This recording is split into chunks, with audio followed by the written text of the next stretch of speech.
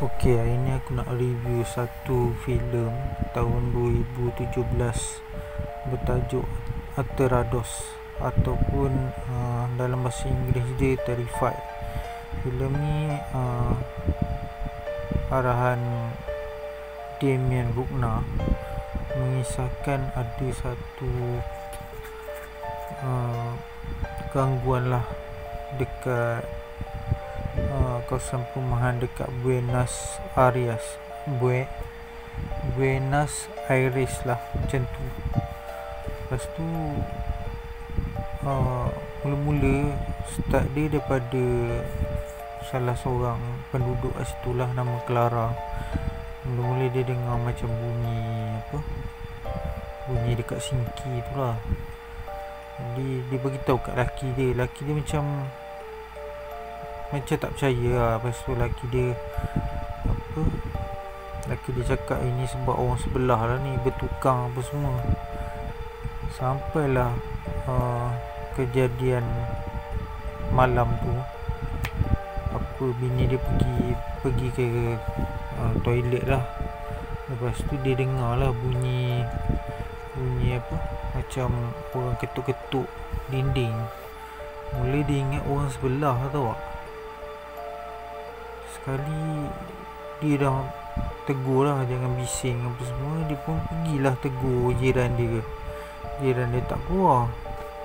Bila dia balik, rupanya bunyi yang dia dengar dung dung tu rupanya daripada tandas. Rupanya bini dia tu dah kena dah macam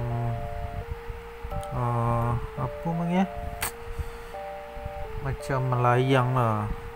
Tapi dia macam terbang, tapi dia macam langgar dinding kiri kanan. Dan Aterrados ni dia kisah dia lebih kepada macam gangguan tu berlaku dekat kejiranan tu je. So bila banyak sangat kejadian yang pelik, akhirnya datanglah macam paranormal lah, profesor yang bahagian paranormal ni dengan kawan dia, dengan bekas polis tak silap aku, dengan seorang polis, dan dia orang siasat lah.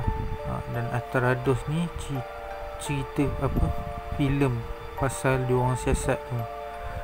So filem ni kalau korang nak tengok, korang suka jenis hantu-hantu yang betul dia attack orang, ini adalah filem dia lah.